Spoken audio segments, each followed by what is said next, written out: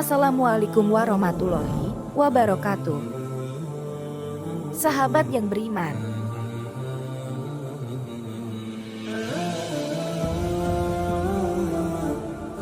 amal yang menyebabkan siksa kubur. Diriwayatkan dari Abu Umamah Al-Bahili radhiyallahu an, ketika seseorang meninggal dan telah diletakkan di kuburnya, maka datanglah malaikat maut dan duduk di dekat kepalanya, kemudian menyiksa hamba itu, serta memukulnya dengan sekali pukulan dengan palu.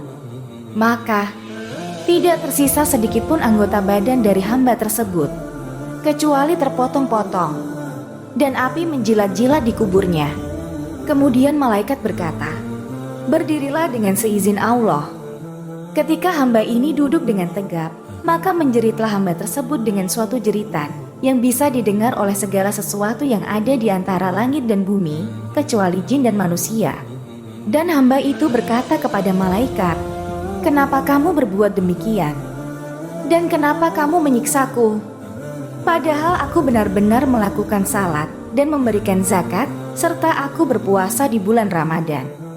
Maka menjawablah malaikat itu, "Aku menyiksamu karena sesungguhnya kamu pada suatu hari lewat di dekat orang yang dianiaya, dan orang itu meminta pertolongan kepadamu, akan tetapi kamu tidak menolongnya. Dan pada suatu hari kamu sholat, kamu tidak mensucikan air kencingmu." Maka menjadi jelaslah dengan hadits ini, sesungguhnya menolong orang yang dianiaya itu adalah wajib, sebagaimana yang diriwayatkan dari Nabi Muhammad SAW. Barang siapa yang melihat orang yang dianiaya, lalu orang itu minta tolong dengannya, dan ia tidak menolongnya, maka orang ini akan dipukul dalam kuburnya dengan 100 cambukan dari neraka.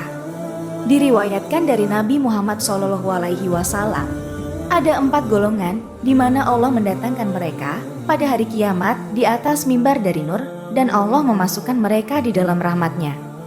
Lalu ditanyakan, "Siapa mereka itu ya Rasulullah?"